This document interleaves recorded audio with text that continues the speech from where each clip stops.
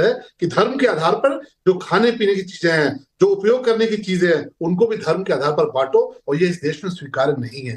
50,000 रुपए जो भारत की हर कंपनी से ये कंपनियां ले रही है, वो कहां नहीं, मैं इस पर भी आऊंगा। कादरी साहब, ये है मेन मुद्दा। कादरी साहब, मैं आ रहा हूं। You make mockery of my religion, मजाक बनाते हैं आप इस्लाम का। सिर्फ क्यों सारे प्रोडक्ट पर होगा भाई? क्यों सारे प्रोडक्ट पर होगा लारी साहब? क्यों सारे प्रोडक्ट पर लारी होगा? और फिर क्यों ना माने कि जो आरोप लग रहे हैं कि यह धर्म के प्रचार प्रसार दिक्कत नहीं है।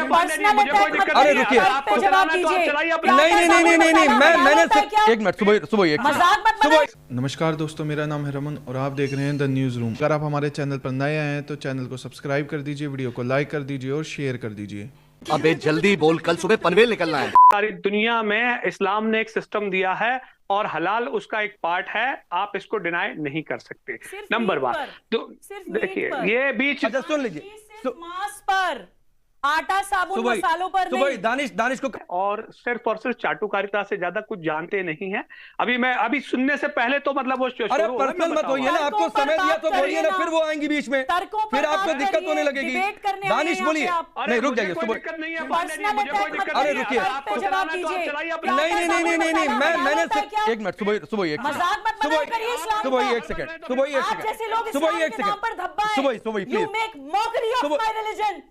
मजाक बनाते हैं आप इस्लाम का।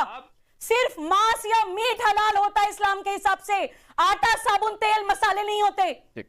सुबह एक सेकंड, दानिश बोलिए, कोई इंटरप्ट नहीं करेगा, बोलिए। हाँ, अब सवाल ये है कि इस्लाम का जो निजाम है उसके अंदर में तमाम चीजें हलाल की कैटेगरी में आती हैं, चाहे आटा हो, चाहे लोटा हो, चाहे पजामा हो, चाहे कुछ भी हो। इन चीजों से बाहर निकलने की जरूरत है। सुनिए, दूसरे नंबर की बात कि प्राइमरीली जिन चीजों को फोकस करने की बात है उसमें जो खाने का जो तरीका है, अगर खास तौर पे नॉन वेजिटेरियन चीजों की बात की जाए उस पर फोकस ज्यादा किया जाता है आम कॉन्सेप्ट में। लेकिन दूसरे नंबर की बात, आप मुझे ये बता दीजिए कि अगर किसी ने सर्टिफाइड नहीं किया है, सबसे पहली बात तो आप रोकने वाले कौन है? क्या किसी ने प्रतिबंध लगा रखा है भाई हलाला के ऊपर? नहीं तो अब लग जाएगा ना हलाल के ऊपर। सुनिए, आप हलाला पर चले गए, मैं खत्म करूं। हलाल बोलते हलाला पर चले गए। सुनिए, मैं आपको बताऊं। अब सवाल यहां आके ये खड़ा है कि आप मुझे ये बताइए कि हलाल सर्टिफिकेशन के लिए हमें जो इजाजत संविधान से मिली है, कॉन्स्टिट्यूशन के मातहत जो मिली है, हमें हमारा मजहब जिसकी इजाजत तो कानून ने कहा है क्या? कानून ने कहा है क्या कि हर एक संस्था उठ जाए कि ये हम अपने धर्म के हिसाब से सर्टिफाइड कर रहे हैं? अब बिल्कुल, क्यों नहीं है? क्या पाबंदी है?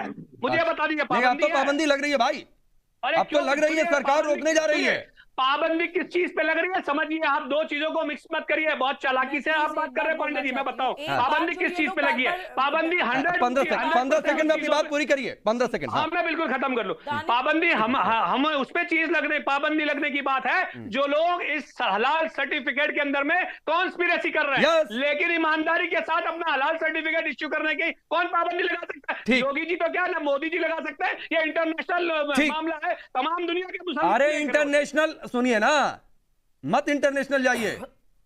ठीक है, सुबह ही बोलिए, आप कुछ कह रही थी। देखिए, यहाँ पे एक सबसे खतरनाक बात जिस पे हमारा बार बार ध्यान जाना चाहिए वो ये है कि कोई भी कंपनी, अगर आप भी कल को कोई कंपनी खोलते हैं, कोई बहुत देशभक्त राष्ट्रवादी व्यक्ति भी कोई कंपनी खोलता है और वो पैसा कमाना चाहता है अपनी कंपनी से, तो वो मजबूर हो जाएगा हलाल इंडिया प्राइवेट लिमिटेड के पास जाने के लिए। हलाल सर्टिफिकेट और मुसलमान खरीदेगा ही नहीं। इंडिया प्राइवेट लिमिटेड के पास जाने के लिए, हमारा बिजनेस खराब होगा उसमें। हिंद के पास जाने के लिए भी नहीं कर पाएंगे। अगर पतंजलि को भी ये सोचना पड़ेगा कि भाई सारे लोग मेरा प्रोडक्ट खरीद ले, तो उनको इन तीनों कंपनीज के पास जाना पड़ेगा हलाल सर्टिफिकेशन लेने के लिए। उनको 50,000 रुपए पर सर्टिफिकेशन देने पड़ेंगे।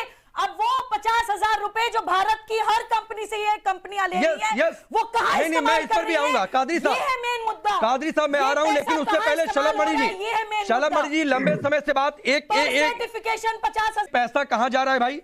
पहले भी बातचीत उठी है कि हलाल का जो ये नेटवर्क है इसका आतंक से कनेक्शन जुड़ता है। खाने पीने के दूसरे सामान पर हलाल का सर्टिफिकेशन क्यों है? अरे रुक जाइए दानिश, रुक जाइए, बातें उठी हैं। अरे सुनिए, आप आरएसएस का फंड कहां से आ रहा है आपको पता है? आपके पास कोई जानकारी है? अब ये आरएसएस कहां से आ गया भाई बीच में?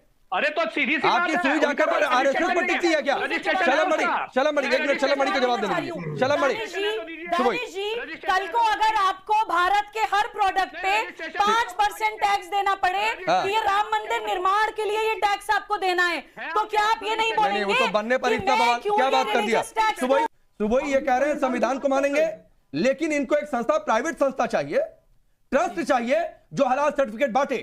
क्या ये धर्म के प्रचार प्रसार का तरीका है, आपको लगता है ऐसा? जी देखिए, सबसे पहले तो मैं आपके चैनल के माध्यम से कहना चाहती हूं कि एक बार पुनः मैं माननीय योगी आदित्यनाथ जी के सामने नतमस्तक हूं, क्योंकि ये काम जो वो करने की शुरुआत कर चुके हैं ये हर नेता के बस की बात नहीं है। अभी जो भाई साहब बोल रहे थे, एक पैनलिस्ट, वो सही बात बोल रहे हैं। बहुत सारी कंपनीज ऐसी हैं, चाहे वो अंबानीज हो, अडानीज हो, टाटा हो या और दूसरी कंपनीज हो, जो केवल बाजारवादी सोच के कारण या अपना सामान बेचने के लिए ये हलाल सर्टिफिकेशंस ले रही हैं।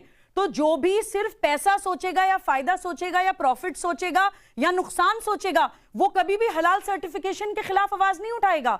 हमें ये सोचना होगा कि क्या भारत जैसे देश में जो संविधान से चलता है, वहां पे हलाल सर्टिफिकेशन देने वाले लोग क्या ये गैर कानूनी है या कानूनी है? आपने बोला कि हमारे देश में संस्था है FSSAI, किसी भी खाने पीने की सामग्री में इनका अप्रूवल जरूरी होता है कि क्वालिटी वाइज, गुणवत्ता के हिसाब से ये खाना मार्केट में जाना चाहिए या नहीं जाना चाहिए। अभी प्राइमरीली 3 हलाल सर्टिफिकेशन इंस्टीट्यूट्स चल रहे हैं प्रमुख तौर पे भारत में। पहली है हलाल इंडिया प्राइवेट लिमिटेड, दूसरी है हलाल certification services India private limited, तीसरी है जमियात उलेमाए हिंद। मैं पूछती हूं कि इन लोगों को कौन से कानून, कौन से संविधान, भारत के कौन से प्रावधान के अनुसार ये लोग ये हलाल सर्टिफिकेशन बांट रहे हैं? और सभी कंपनीज कटोरा लेके इनके पास पहुंच जाती हैं सर्टिफिकेशन लेने, 50-50 हजार रुपए ये लेते हैं, हलाल सर्टिफिकेशन उन कंपनीज को देते हैं। एक बात मैं यहां पे और बोलना चाहूंगी, किसी भी हलाल सर्टिफिकेशन कंपनी या हलाल कंपनी की एक प्रमुख शर्त होती है कि वहां पे जितने भी काम आदमी काम करेंगे या औरतें काम करेंगी, सब मुसलमान होंगे। चाहे मैन्युफैक्चरिंग हो, चाहे पैकिंग हो, चाहे डिस्ट्रीब्यूशन हो, सिर्फ मुस्लिम्स उसमें इन्वॉल्व होंगे। सामान बेच तो आप सबको रहे हैं, हिंदू, मुस्लिम, सिख, ईसाई, लेकिन एम्प्लॉयमेंट, रोजगार आप सिर्फ मुसलमान को दे रहे हैं। और ये कंपनी जस्ट 5 सेकंड्स मोर, और इन कंपनीज का जो प्रॉफिट होता है, फिर ये अपने हिसाब से बहुत सारी गलत कट्टरवादी, आतंकवादी संगठनों को डोनेट भी करते हैं वो पैसा। यानी हम अपनी ही मौत खरीद रहे हैं, अपनी मेहनत की कमाई हम पैसा दे रहे हैं। अगर ये एक रिलीजियस टैक्स है, अगर ये इस्लामिक है, तो आप भारत के 140 करोड़ लोगों पे थोप कैसे सकते हैं? नहीं, बहुत बड़ी बात आपने कही है, मैं आऊंगा दानिश पर भी, लेकिन सुबह ही बोलिए। जी, कादरी साहब ने कहा कि इस्लाम में केवल हलाल मीट खाना ही जायज है। देखिए, मैं तो जीव हत्या के खिलाफ हूं, मैं तो किसी भी बेजुबान जानवर की हत्या करना को पाप मानती हूं, लेकिन for the sake of argument आपसे एक सवाल पूछना चाहती हूं कि हलाल केवल और केवल गोश्त के ऊपर कहा जाता है कि इस्लाम के हिसाब से अगर आप ये बात करें, तो फिर साबुन हलाल या झाड़ू हलाल, आटा हलाल, प्लास्टिक के प्रोडक्ट्स हलाल, मसाले हलाल, ये क्या है? एक पैरेलल इकोनॉमी। एक सेकेंड, आपके देश में जो एक इकोनॉमी चल रही है, अर्थव्यवस्था चल रही है, उसके साथ एक पैरेलल इकोनॉमी आप क्यों खड़ी कर देना चाह रही हैं? और क्या होता है उन पैसे का? क्या आटा, साबुन, मसाले हलाल होने चाहिए? पहले मुझे इस बात का जवाब दे दीजिए। सुनिए, अभी जैसे कि हमारे समाजवादी के जो प्रवक्ता है, उन्होंने कहा था क्या आटा, मसाला, साबुन हलाल होना चाहिए? बस ये हाँ सुन लीजिए ना, आप ही बोलेंगे क्या? नहीं, आप बोलिए मसाले, साबुन, आटा, झाड़ू, पोछा, क्या ये हलाल होने चाहिए? ये बातें, अरे बताइए तो कादरी साहब, कहानियां हैं आप लोग, इसीलिए तो मजाक बनता है इस्लाम का। सुबह एक सेकंड आ रहा हूं दानिश, लेकिन बताइए मनगढ़ंत कैसे? राकेश जी, ये देश न तो हलाल से चलेगा न तो हलाला से चलेगा। ये देश बाबा साहब भीमराव अंबेडकर जी के संविधान से चलेगा।